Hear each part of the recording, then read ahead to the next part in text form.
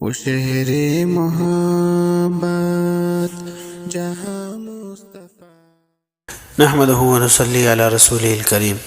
ایک ساتھی کا سوال ہے کہ ایک شخص رمضان المبارک میں روزانہ 3 پارے پڑھتا ہے اور پھر قرآن پاک کی ترجمہ اور تفسیر کا مطالعہ کر کے قرآن پاک سمجھنے کی کوشش کرتا ہے۔ دوسرا شخص صرف تلاوت دن رات کرتا ہی رہتا ہے اور زیادہ سے زیادہ ختم کرنے کی کوشش کرتا ہے، تو دونوں میں سے کون سا عمل قابل تقلید ہے؟ الجواب حامداً و مصلیاً اما بعد۔ مسئلہ یہ ہے کہ ترجمہ اور تلاوت دونوں ہی عمل اپنی جگہ پر اہمیت رکھتے ہیں۔ زیادہ قرآن پڑھنا بھی موجب ثواب ہے اور سمجھ کر قرآن پڑھنے میں بھی مستقل فائدہ ہے، اس لیے بہتر یہ ہے کہ اعتدال کے ساتھ دونوں کام انجام دیے جائیں۔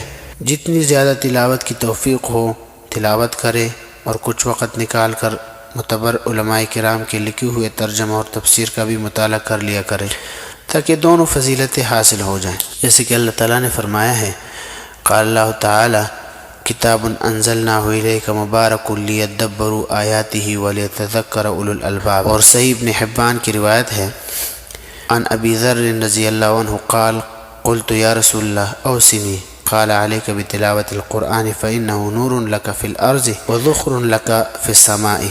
صحیح ابن حبان حدیث کا نمبر ہے 365۔ اسی طرح سنن ترمذی کی روایت ہے عن ابی ہریرہ رضی اللہ عنہ قال قال رسول اللہ صلی اللہ علیہ وآلہ وسلم تعلموا القرآن والفرائض وعلموه الناس الی آخرہ۔ حدیث کا رقم ہے 2091۔